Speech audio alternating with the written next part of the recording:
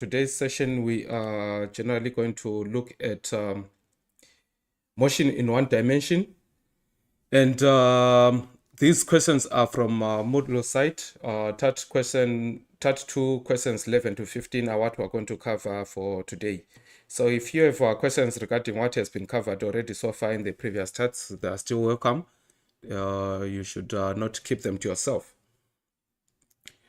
So our first part, question 11 of TAT2 goes, a particle starts from rest at xi, which is x initial equals to 0. This is position, all right, and moves for 10 seconds with an acceleration of positive 2 centimeters per square second.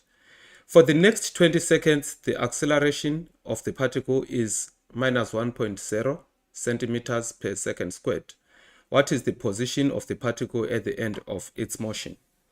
How do you think we can address this type of question?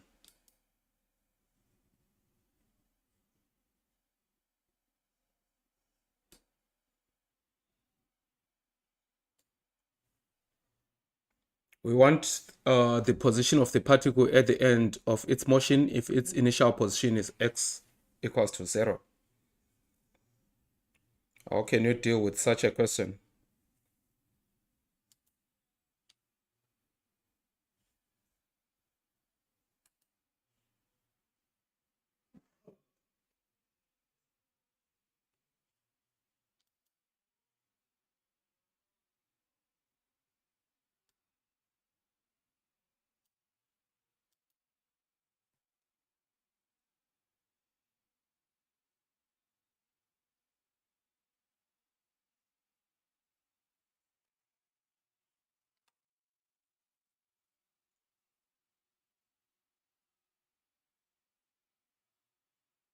Any ideas?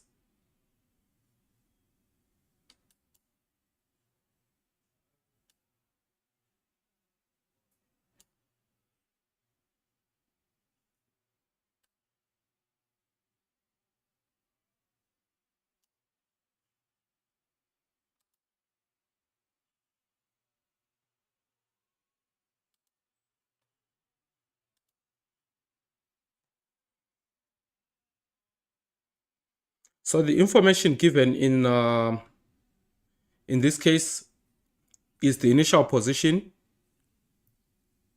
x initial, xi, and this position is 0 centimeters.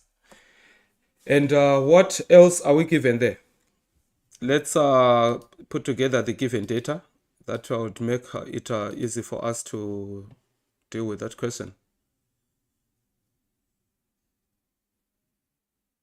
Okay, so I can see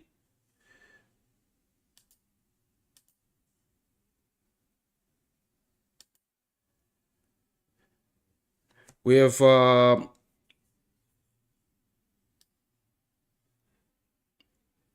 the time here is the motion, the time of motion with an acceleration of positive 2 centimeters per square second is 10 seconds. So we call this T1 is 10 seconds. That's the other given piece of information. What else do we have? Acceleration. The first part of the acceleration there, A1, 2 centimeters per square second. That's for the first part. So from the given information, the fact that the particle starts at rest, it also tells us that the initial velocity, v initial, is equal to 0 meters per second or 0 centimeters per second for consistency of units. So we have also an initial velocity there of 0 because we're starting at rest. But then we don't know, we need to find the displacement. What is delta x during this part of the motion? So call it delta x1 is unknown. Then the second part of the motion is such that the next 20 seconds, so with T2, being 20 seconds. And the acceleration in those 20 seconds is negative 1.0 centimeters per second squared. What is the new position, which means there is delta x2 associated with this motion, which we don't know.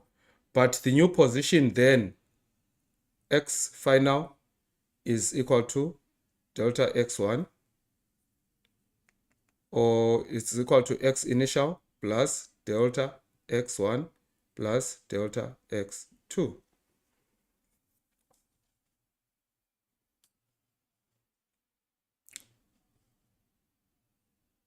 So the question is, how do we find delta x1 and delta x2?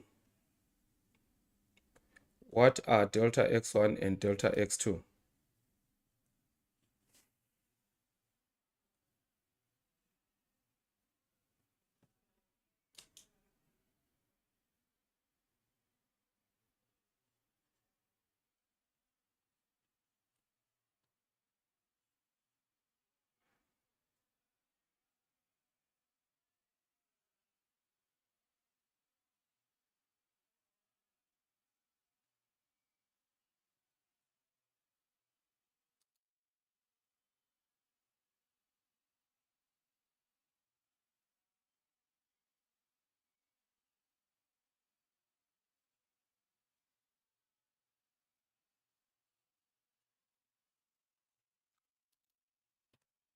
How do we find delta x1? How do we find delta x2?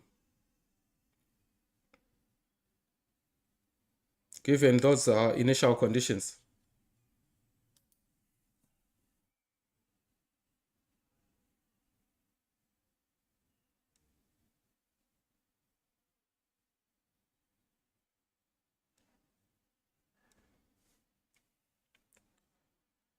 So from the given information, for us to be able to find delta x, knowing that we have time, we have acceleration, we simply use one of the equations of motion, delta x, or from s equals to ut plus half at squared equals to v initial times t plus half a t squared. So this gives us the displacement of a particle that has an initial velocity v over moving over a time t with an acceleration a. Right? So in this case, for delta x1, we have v initial times t1, the duration when the particle moves with an acceleration a1. So which means plus half a1 times t squared. So this is, since v is 0, v initial is 0, t is 10 seconds plus half. This is 2 centimeters per second squared multiplied by t squared, which is 100. So this is 0. This is 2 into 2 is 1. So we've got, so this is 100 seconds squared. So the units cancel out, such that we have, in this case, 100 centimeters. So our delta x1, the initial motion, has got a displacement of 100 centimeters. The second part uses also the same expression or same equation, meaning we have delta x2 equals to v, what is v? In this case, it's v final from the first motion. So it's v initial, which was the v final from the first. So it's still v initial. Let's call it v initial 2 for the second part of the motion, multiplied by t2 plus half a2 t2 squared. So remember, we have assigned these subscripts to identify with the different parts of the motion. We have separated the motion where acceleration is positive 2 centimeters per square second as part 1, and part 2 is when the acceleration is negative 1 centimeter per second squared. So with that, we can find v initial 2 because it is the final velocity from that part of the motion. So that vi2 is equal to vi plus a1t1. So vi, remember vi, we talked of vi there. So this is 0 plus, this is from the first part of the motion, 2 centimeters per second squared multiplied by 10 seconds. And this gives us a value of 220 centimeters per second. So this is the value of vi2. So we use that value here, 20 multiplied by t2 is also 20 plus half.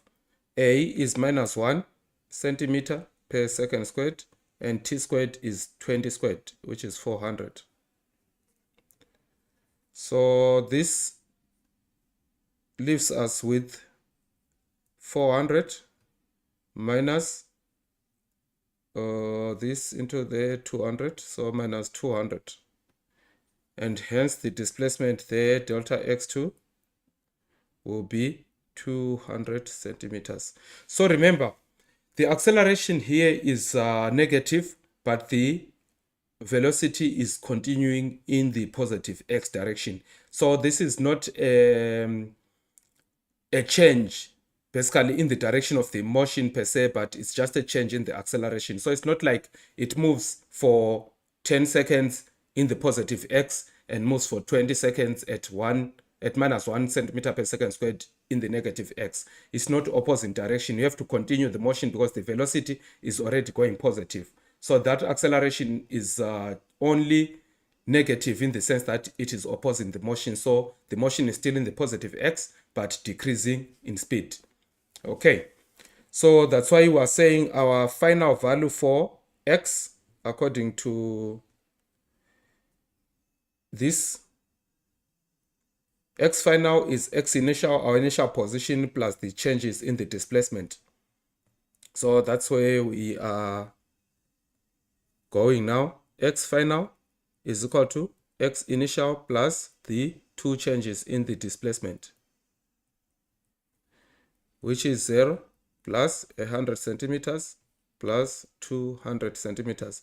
So during the second part of the cycle, 200 centimeters is traveled when the object, which in this case, after its first part of the motion, had a velocity of 20 centimeters per second, moving over 20 seconds, and at a deceleration of minus 1 centimeter per second squared, still moving over 20 seconds, which we squared to get 400. So that gives us an overall positive displacement of 200. So that means our final displacement there, xf final position, is 300 centimeters or 3 meters. How is that? Is it something that you are able to follow?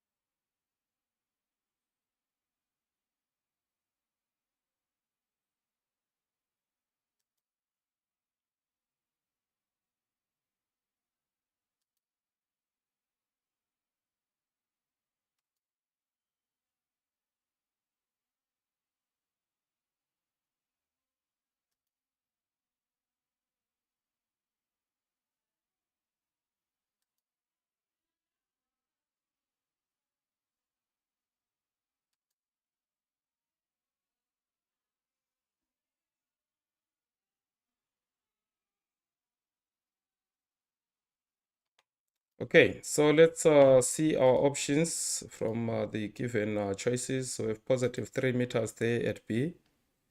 So remember, there is a danger. You got 1 meter for the first part of motion, and you got 2 meters for the second part. But that 2 meters, you don't subtract it from the 1 meter. So that would be a trap. You would have fallen for a trap to get C there. So the directions are very important in this case because remember, we're dealing with vectors. Okay, so I hope that's quite straightforward. We'll go on to the next part.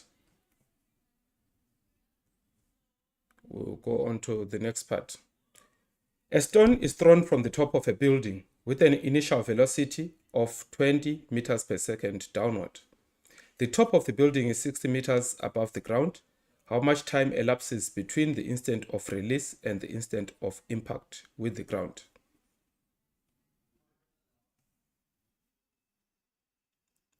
So you have your building there,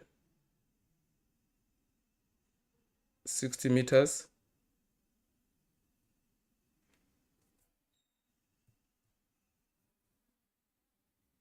In height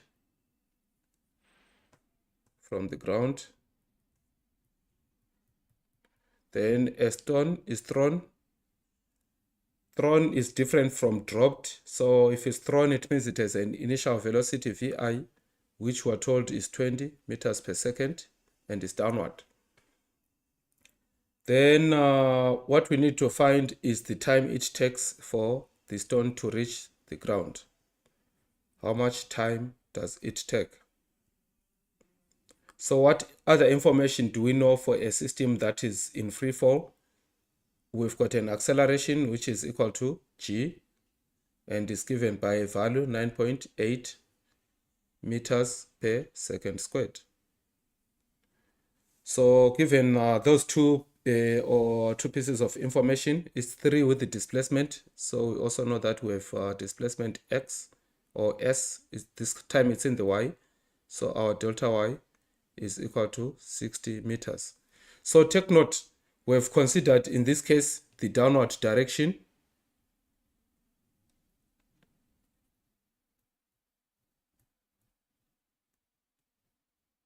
to be positive. So that 60 meters is from reference at the top, downwards positive. Gravity is downwards positive. The velocity downwards positive. So it makes it simple for us to be consistent with the signs. So each time you choose a certain direction and assign a sign to it in terms of positivity or negativity, you just have to be consistent. That is what is important. So it will be the same if you choose your downward to be negative, all those values tend to be negative as well. But the question still remains, how do we find t? How do we find t?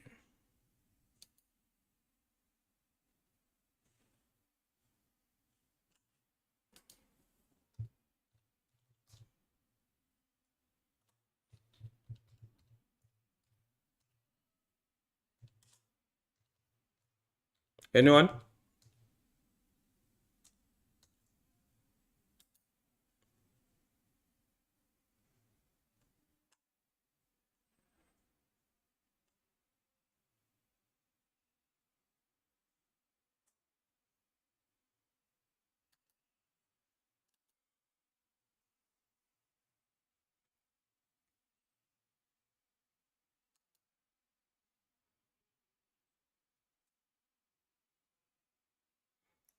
Any ideas?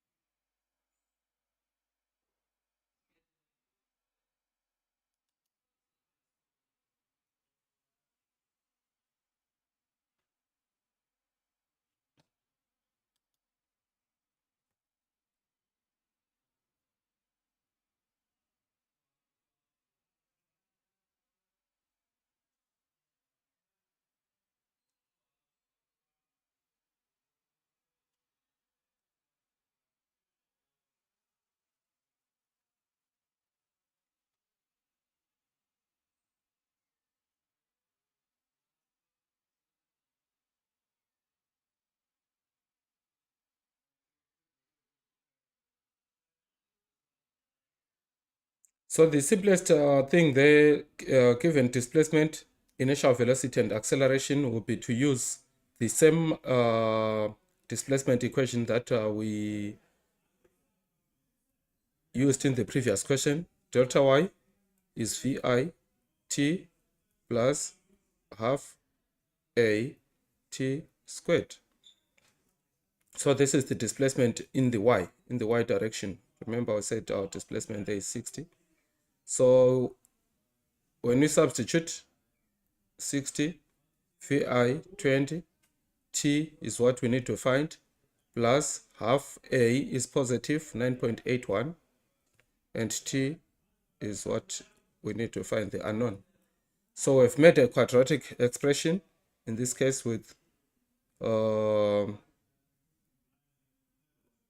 60 equals to 20t plus, this is 4.905 t squared.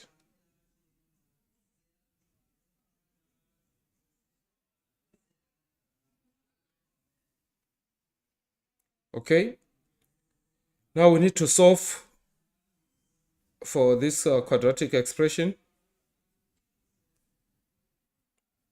It would mean we have 0, or rearranging this into a quadratic equation, equals to 4.905 t squared plus 20t minus 60. And the possible values of t will therefore be such that this is our a,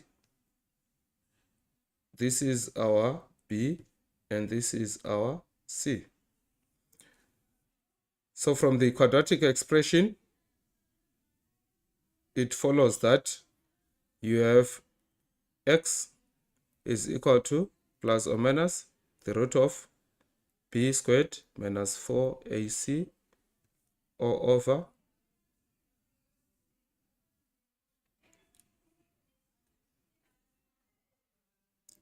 all over 2a. So that should be b plus or minus, is it? How does the quadratic equation look like? Is it b or minus b? Do you still remember?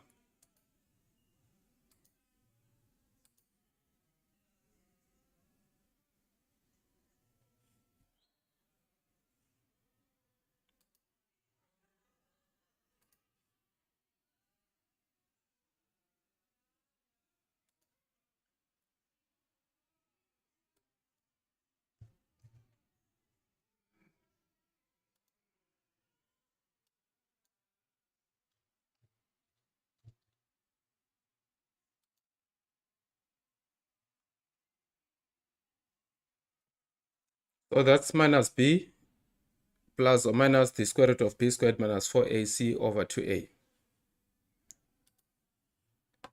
So this is what we apply to find our t in this case, because our x is the unknown.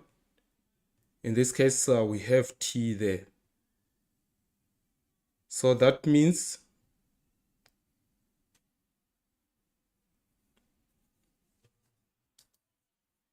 t is equal to negative b is negative 20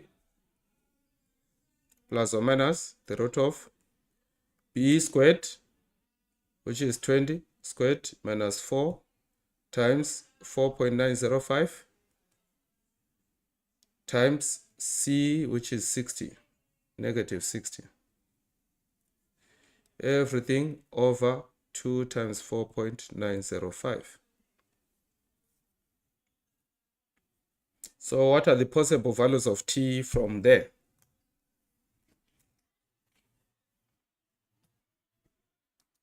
Give us the possible values of t.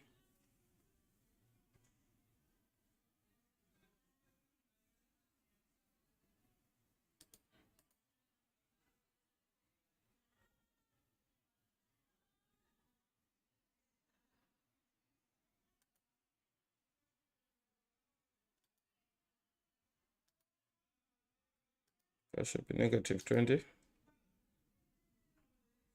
the root of b squared, which is 400, minus 4 times 4.905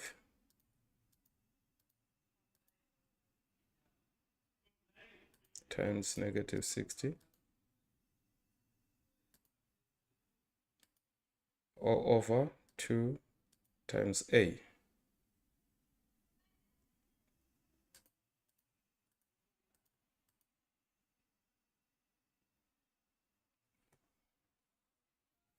So the possible values of t are minus 15.95,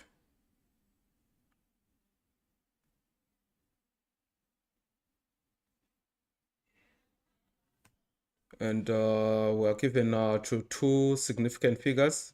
That will be minus 16, okay, 15.95, let me write that first, seconds, or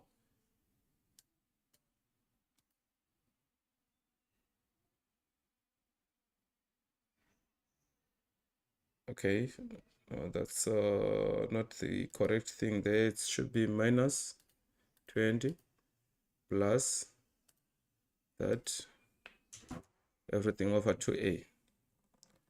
So 2.00 seconds.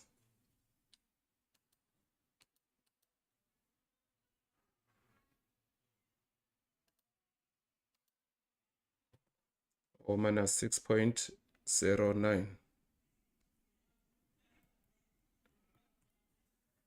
Anyway, what that means is the negative will be discarded. T will therefore be equal to 2.00 seconds, or 2.0 seconds. Two significant figures. That will be the value of time. So that's how we can find time from the given question. Let's verify. Let's see the verification. Do we have 2 seconds there? The 6.1 is positive. It is basically wrong. We don't have negative times there. So you cannot correct that if the equation solution has given you a negative. So otherwise, the value that we have for t there will be 2 seconds. Then question 13. Question 1.3. The position of a particle moving along the x-axis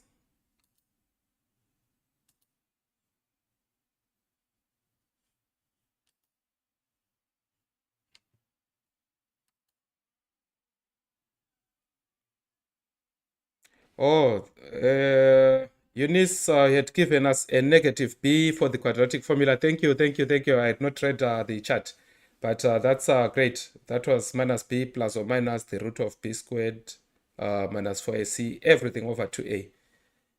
Wonderful. Thank you for that contribution. We really appreciate. So now we're on question 13.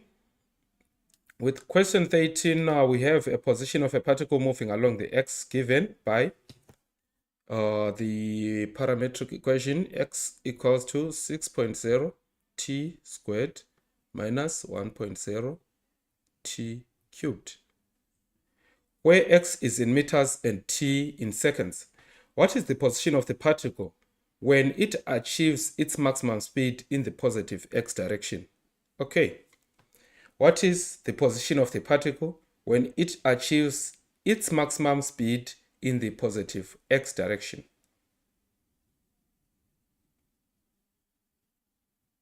So which means with a particle describing whose position is described by the expression shown would simply move in at different times in the positive x and negative x directions, depending on the time, and governed by that expression, which is in terms of t squared and t cubed. So at some point it will be in the positive x direction. At some point it will come back to the displace in the negative x direction. So its position would change in time.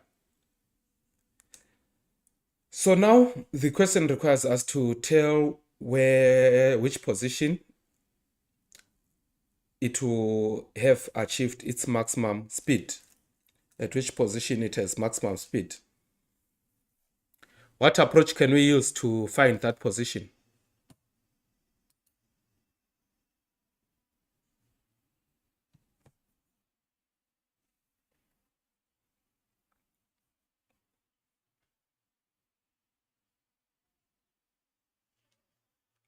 So in other words, from that expression there, when t is 0, x is 0.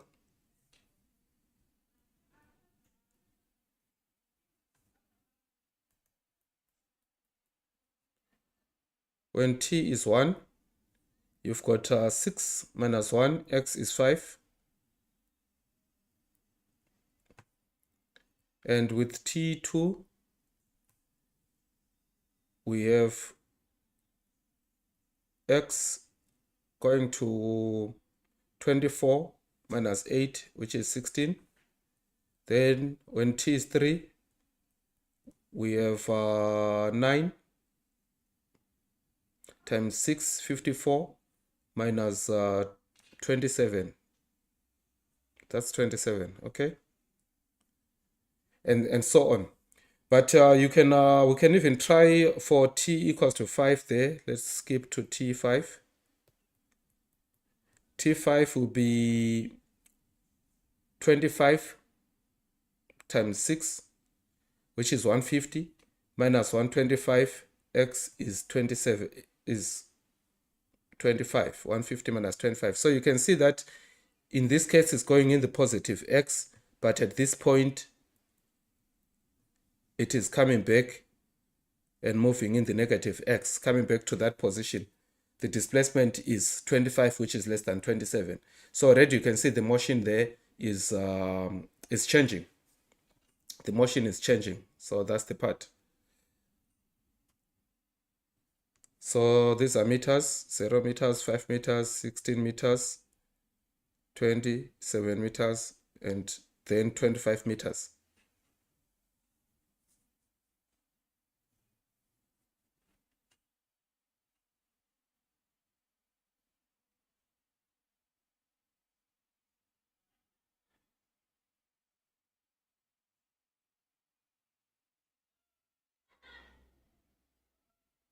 Okay.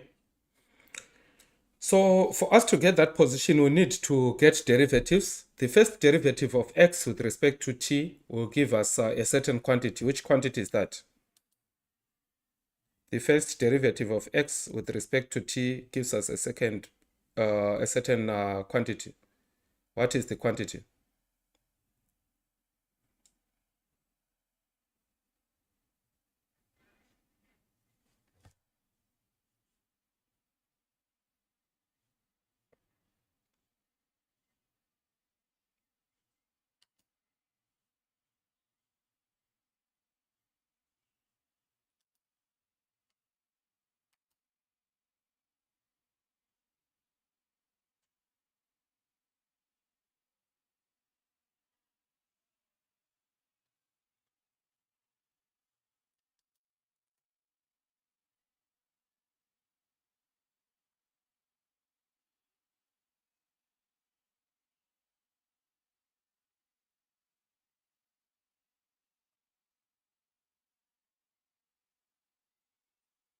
So remember, from x 6.0t minus 1.0 t cubed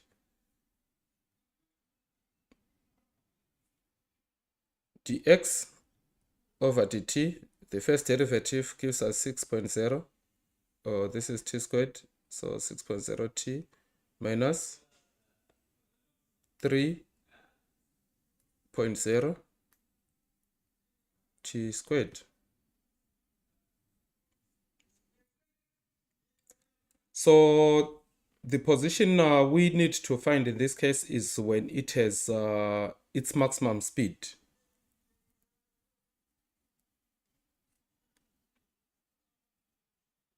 When it has its maximum speed.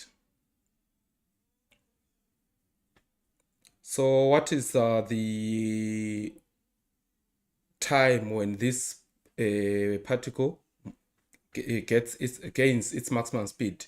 So at maximum speed, it means also that the acceleration is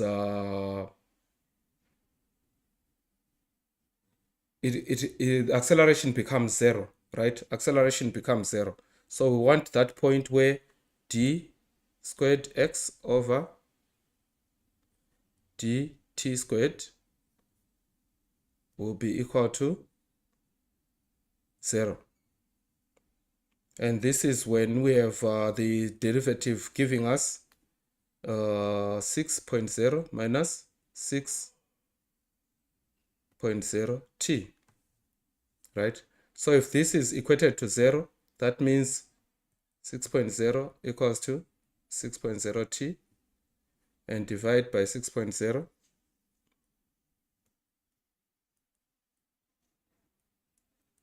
We get 1. So this is when t equals to 1. So with t equals to 1, what's the position? When t equals to 1, the position is 5 meters. When t equals to 1, the position is 5 meters. So that should be the same position when we have maximum speed.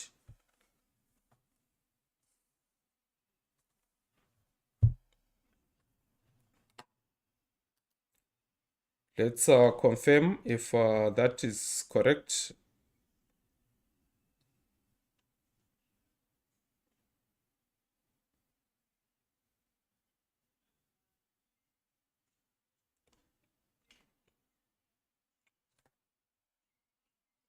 Okay, so I think I missed something there.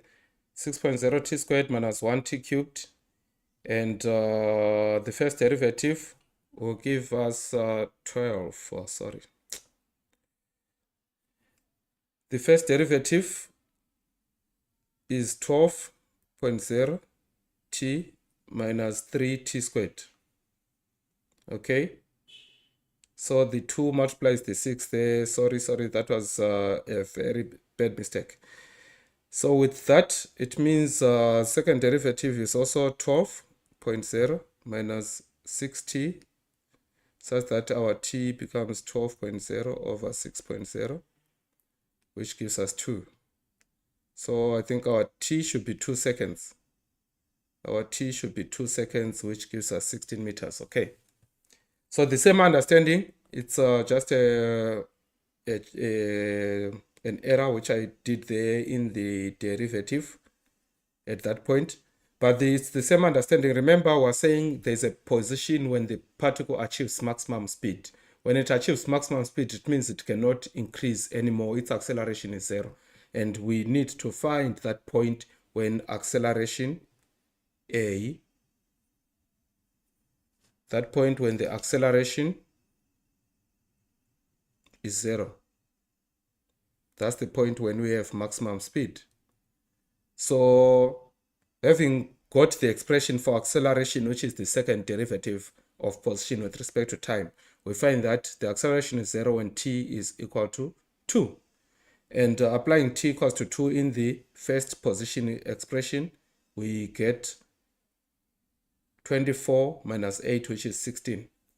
So that's how the 16 meters that we see here becomes the correct answer. Okay, so also be careful, you are not supposed to get the maximum position by taking by equating the velocity to 0, because if you equate dx dt to 0, you will get certain values for t also. But when dx dt is equal to 0, it doesn't mean it's maximum velocity. It only means that the particle has stopped. So you are looking at positions where the particle stops, where the velocity is 0. So that's the understanding that you need to consider when you are dealing with such a question. Okay, do we have any questions? Yeah, I think I'm rather too fast. There's a lag between the studio and what's happening on the other side, the stream that you're receiving. So I'm actually seeing all these charts a bit later as well. But that's okay. Velocity, that's the quantity. It's a correct quantity. The quantity, which is the first derivative with respect to time for position, is velocity. Thank you, Ritabile, for that contribution again. But anyway, we can proceed to number 14. Let's see what number 14 has. Okay, I think there was a diagram there. I hope I still remember that diagram. A car travels counterclockwise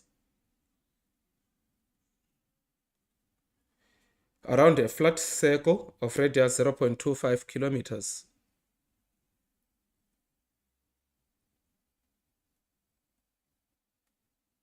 At a constant speed of 20 meters per second.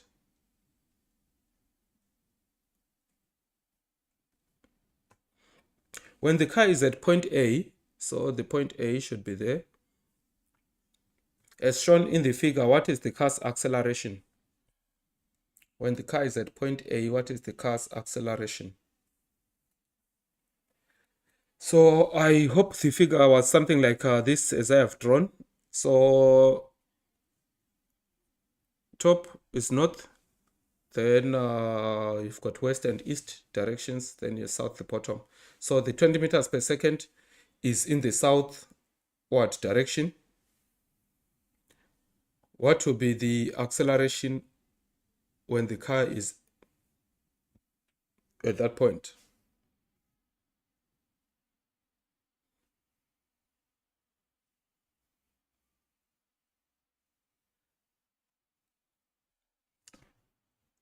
So how do we find this acceleration?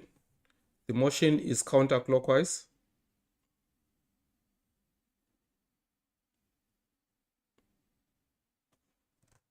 With a radius of 0.25 or 250 meters. So a 250 meter radius circle where a car moves at the constant speed of 20 meters per second. So that's the magnitude of the velocity. What is the acceleration?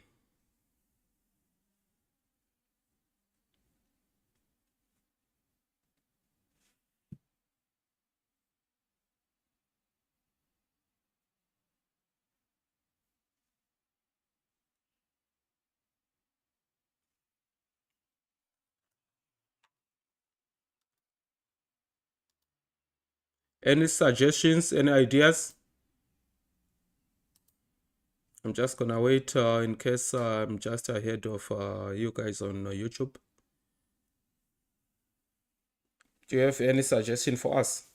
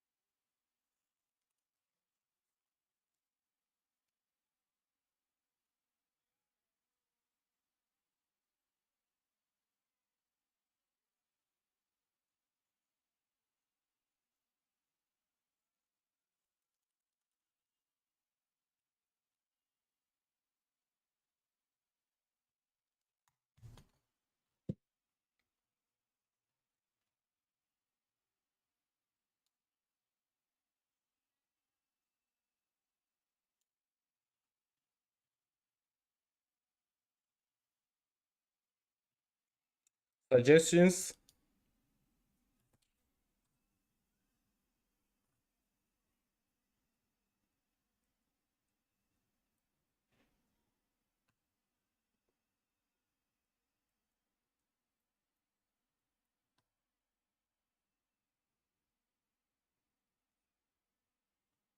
How do we find A? and what will be its direction? How do we find A and what will be its direction?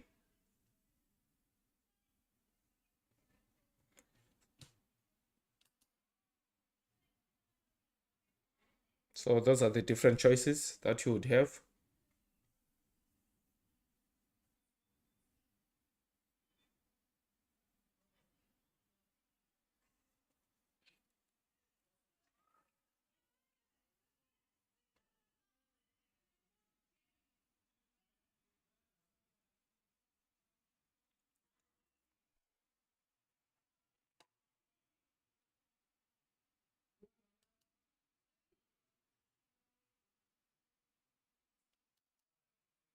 So remember, for a body in circular motion, our acceleration A is given by v squared over r, right?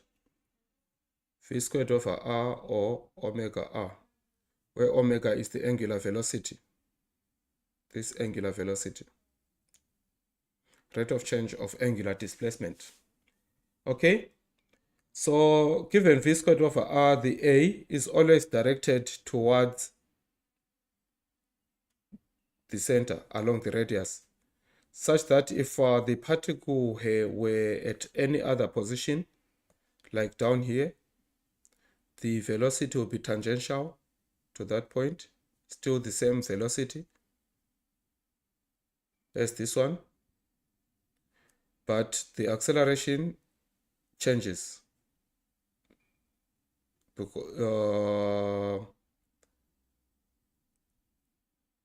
the direction of the acceleration is still towards the center, but it's now in the northward direction. Then when the particle is there, the velocity is still tangential. So you can see that velocity, in as much as the speed is constant, still 20 meters per second, it's a constant magnitude, but because of a change in direction, the velocity is therefore changing. So that change in velocity is a result of the change in direction, and the acceleration can be the same value as well, same magnitude, but also changing in direction. The fact that it is always directed anyway towards the center. So the center will be approached from different directions depending on the position of the particle in the circle. So since the velocity there is v and 20, we've got 20 squared over r is 250 meters.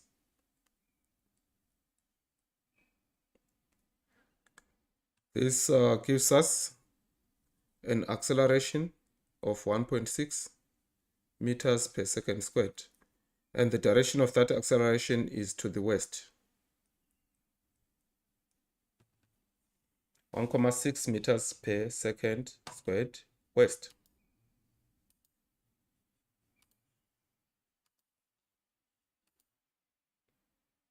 So if that would have been the direction, then that's the direction that would have been on the diagram. But if the particle A would have been here, the magnitude of acceleration will be the same, but the direction being north, where D will be the correct one. Or if the particle were here at the top of the circle, then it will be 1.6 meters per second squared south.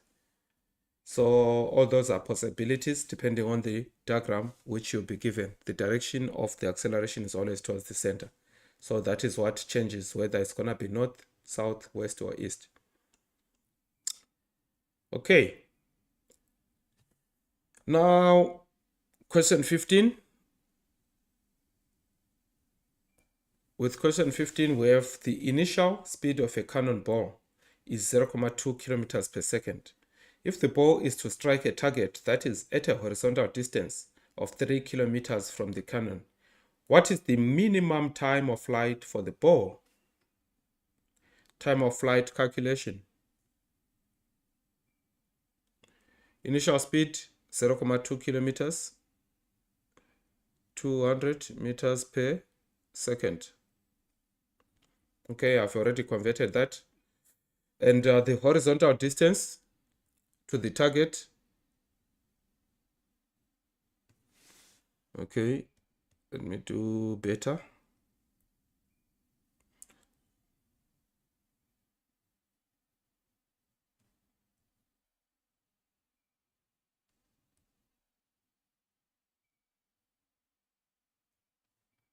Okay, so we'd have a target there.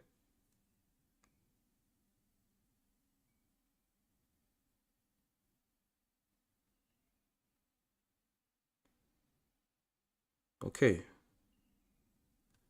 which is a distance 3 kilometers.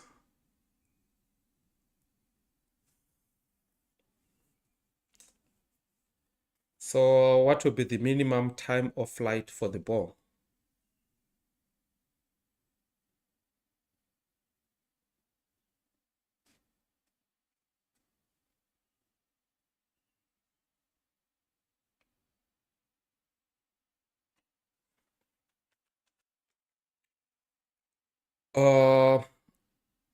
What are the suggestions? What thoughts should we have when thinking about such a system?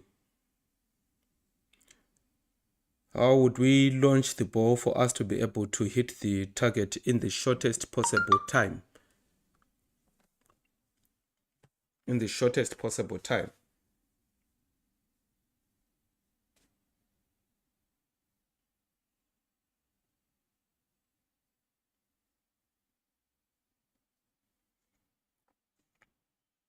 So remember, the shortest possible time will be when we follow the shortest possible path. It will be when we follow the shortest possible path, and the shortest possible path is just a straight line joining the points from the cannon to the target.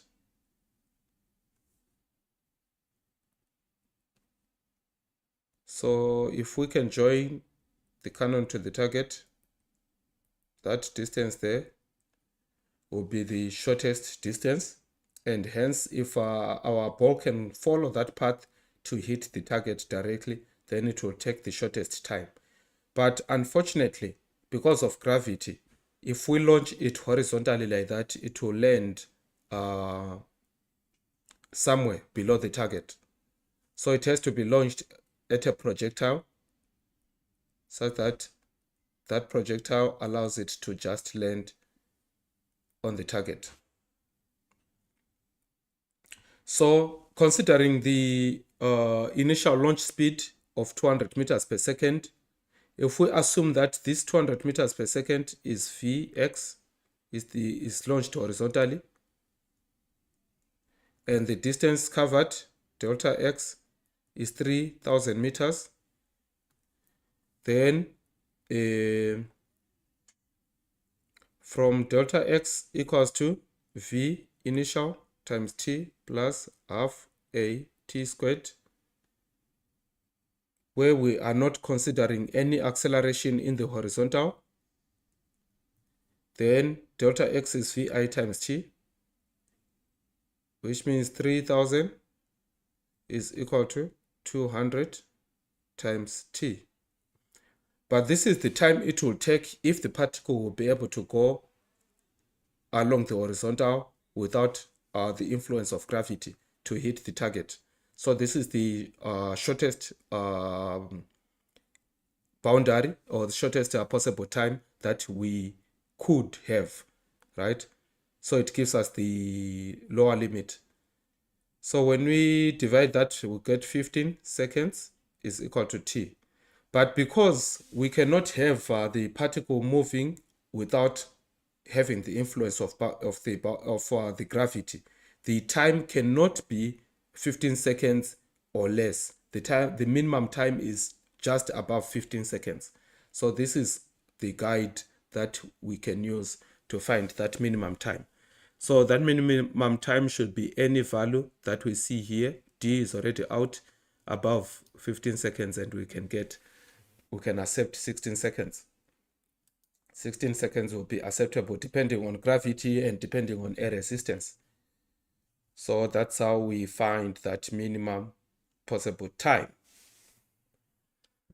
I hope you were able to follow. That's all I had for today. If you would have any questions, you can present them any other time when we are live online between Wednesday and between Tuesday and Thursday, unless we reschedule like we've done today due to unforeseen circumstances. But anyway, it was nice having you on the platform. Thank you for joining us.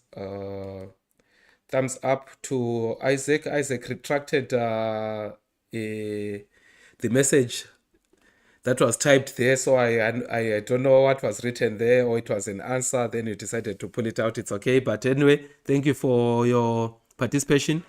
Yeah, and Eunice Retabile, that was awesome. I see you were able to give us some answers there. And all you guys that were joined via Teams, I'm sure some have already left. But anyway, it was nice having you on the platform, guys. See you again next week, and all the best as you read through with the chapters. Please don't lag behind, not drag or let the content overwhelm you when there's something that you feel you don't understand.